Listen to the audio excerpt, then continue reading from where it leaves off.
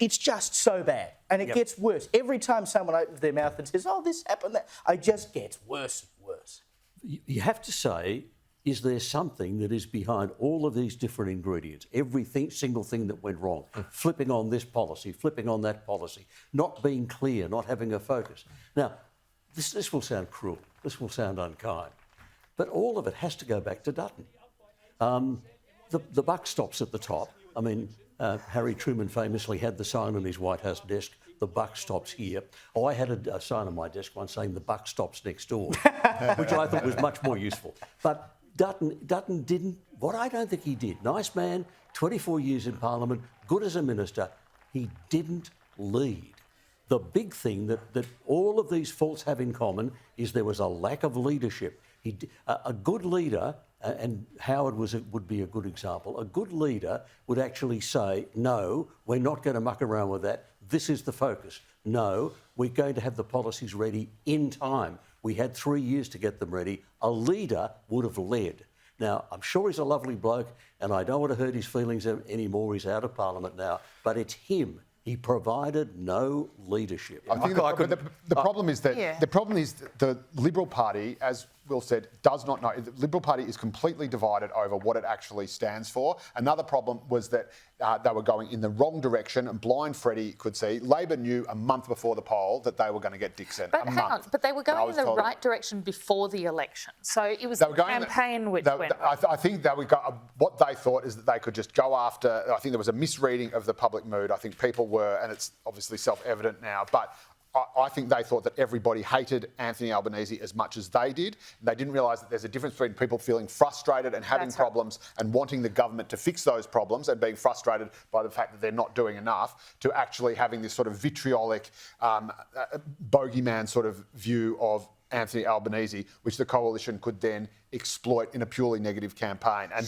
that was the problem. And then when Labor started rolling out policies, started rolling out cost of living relief, all those anxieties disappeared, and it was not a problem anymore. Well, or at least the coalition was worse, and they were unelectable. Exactly, but you talk about nuclear, for example. Yeah. Nuclear was absolutely toxic in the electorate. Nuclear was one of the reasons. Really? Peter Dutton lost his not before the election campaign, and I think that we can underestimate how much the election campaign did wrong.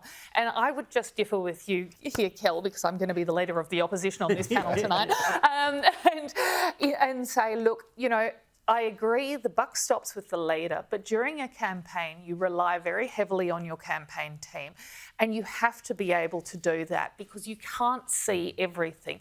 You're essentially the talent, the front man of this arrangement. So you have to be able to trust that the people who are telling you to go out and do this, that or the other have the overview and know what they're doing. And in this case, they clearly did. Head office couldn't contact Peter Dutton's people. They were not talking to each other. Right. Okay. But so there we have, you know, so there is an issue of the communication between Dutton's people who clearly had the wrong idea. Create a structure.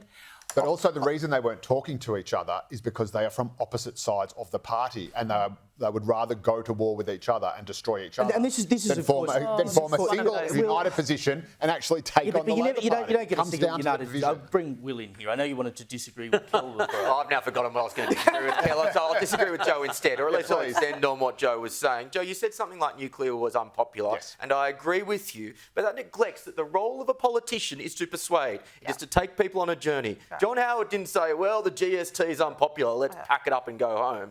Politicians, particularly on the right, but I think across the Australian political spectrum, have forgotten that your role is to sell a message. And they no longer do that, which is why that line that we heard in your monologue there, which is, well, if we knew the real results of the polling, we would have changed course overnight.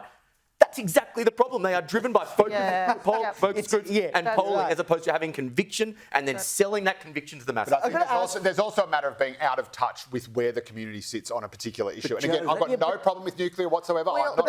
That's down to the polling. They weren't out of touch before the campaign. All the polling showed that. And I have to ask you, panel, having worked in political strategy most of your life, have you ever seen a worse campaign? No, I honestly think it's a textbook example of the worst campaign ever run. I mean, look, I'm really sorry because I know a lot of the people who are involved in it, and they're all lovely people. And, you know, individually it wasn't their fault. It's what has happened, what has come together is a whole lot of stuff-ups into an omni-shambles. But do you put it down to the policies or the tactics?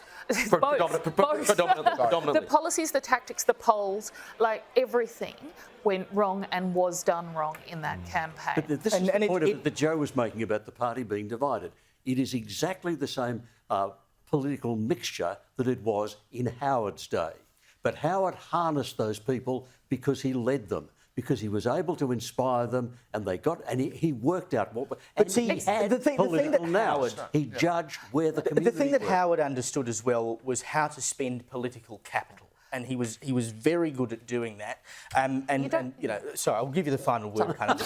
I'll give you the final word before we move on. Quick. Sorry, you don't have political capital in opposition. Well, yeah. What they just didn't do was they did a 2019 style election like Shorten. So it wasn't about the conflict in the party. You know, the Labor Party wasn't conflicted about all of these things it was putting forward. It just ran a campaign. Yep. And there's no doubt about that. If you said it was a textbook example, if it's not already being written in a textbook somewhere, I'll be very surprised.